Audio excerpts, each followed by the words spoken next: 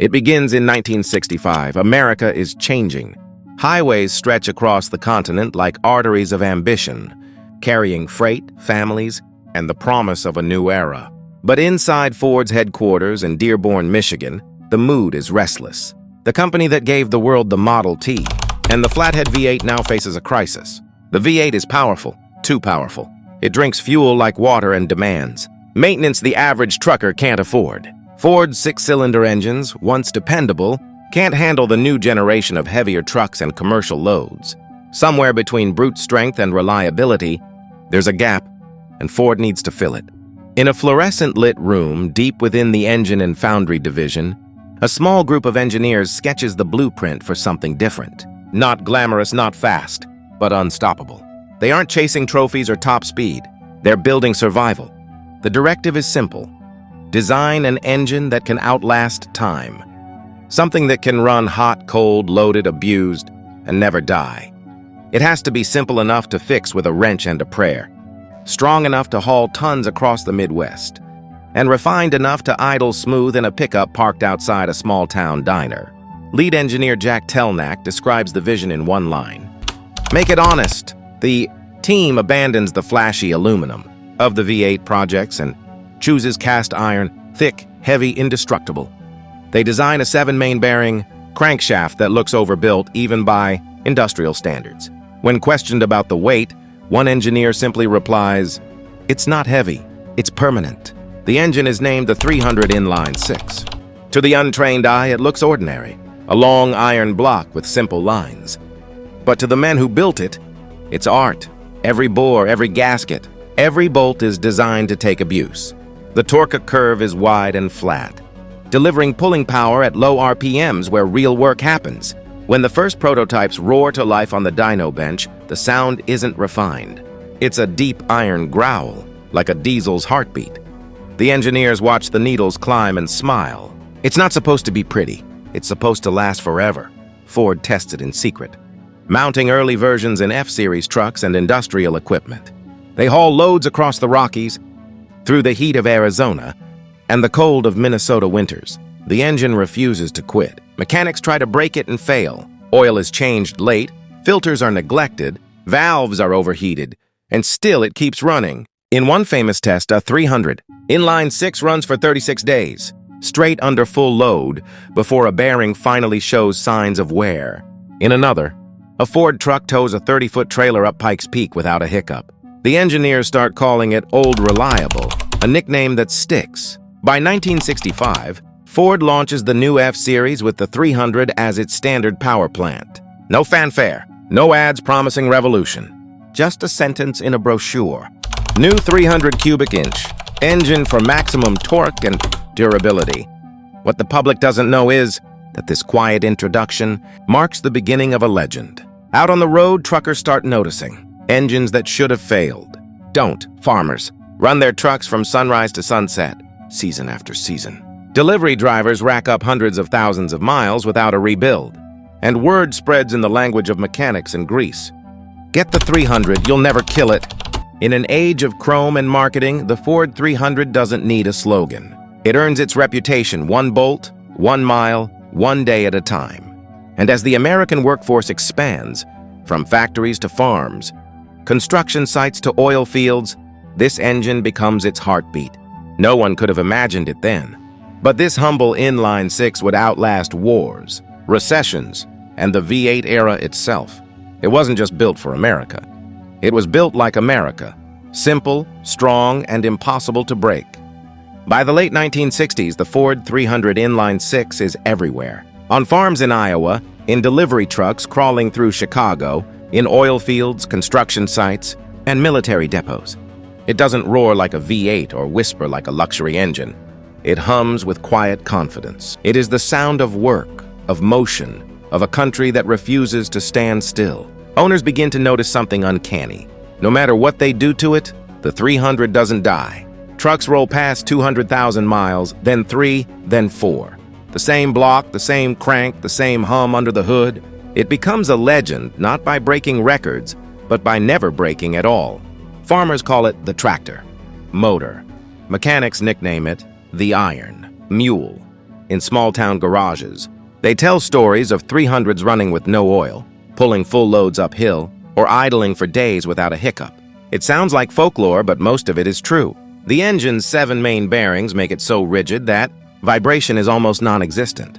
Its long stroke gives it low-end torque that can move mountains.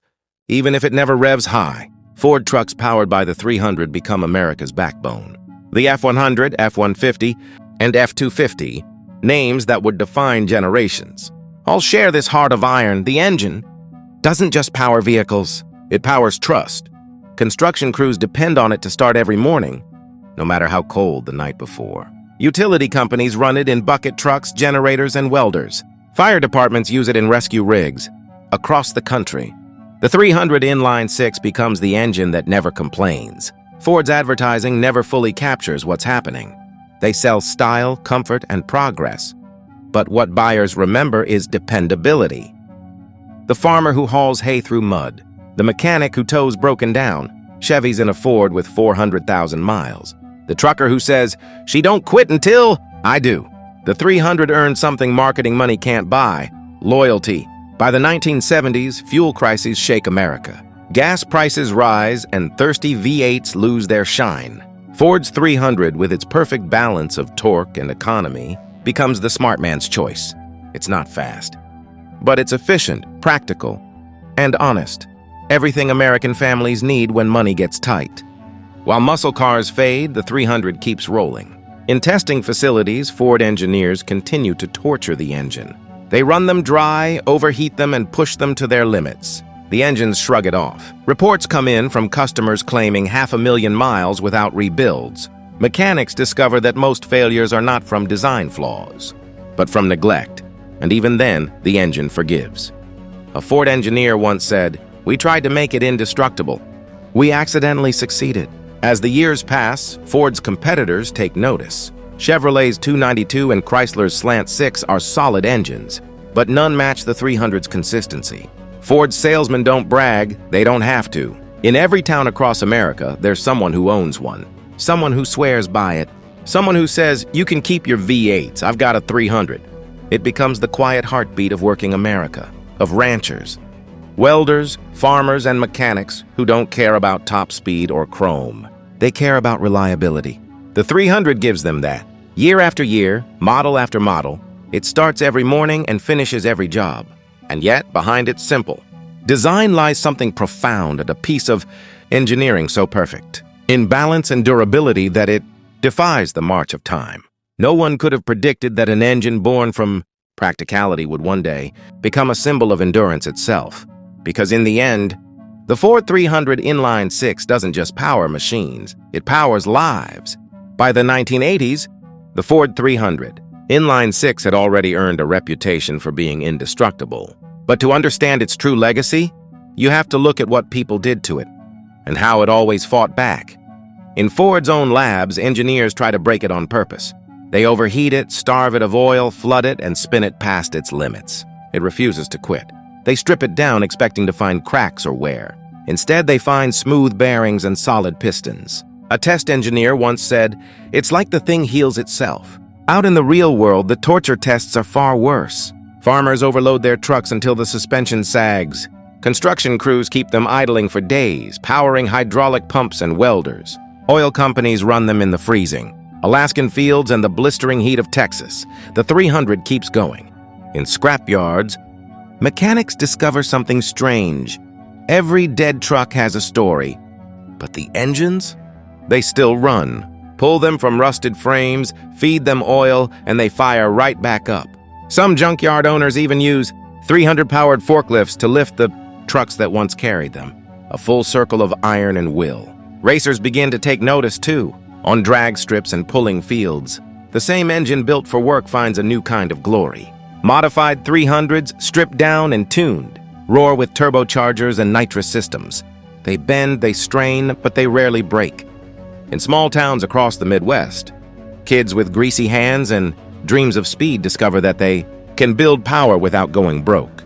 The 300 becomes the poor man's platform. Simple, tough, and limitless. With the right hands, it becomes a monster. Torque that could rip asphalt. longevity that could outlast anything with twice its cylinders. And yet, for all its toughness, what made the 300 truly immortal wasn't what it could do. It was what it meant. It wasn't about racing glory or trophies. It was about reliability, about trust. It was about knowing that when you turned the key, it would start. Every time, truckers who'd lost everything in bad winters swore by it. "The world can freeze over," one driver said. "But my 300's still gonna turn." Ranchers, who spent their lives hauling, fixing, building, they called it family. "That motor raised my kids," said another. The 300 didn't just serve people. It earned their respect. In garages and barns, people began rebuilding them, not because they had to, but because they wanted to. Fathers taught sons how to time valves, set tappets, and adjust carbs on engines that had been running since before they were born. Even Ford's competitors grudgingly admired it. Engineers from GM and Chrysler would visit junkyards and quietly study old 300 blocks, trying to understand how Ford had built something so enduring. There was no single secret, just honest engineering.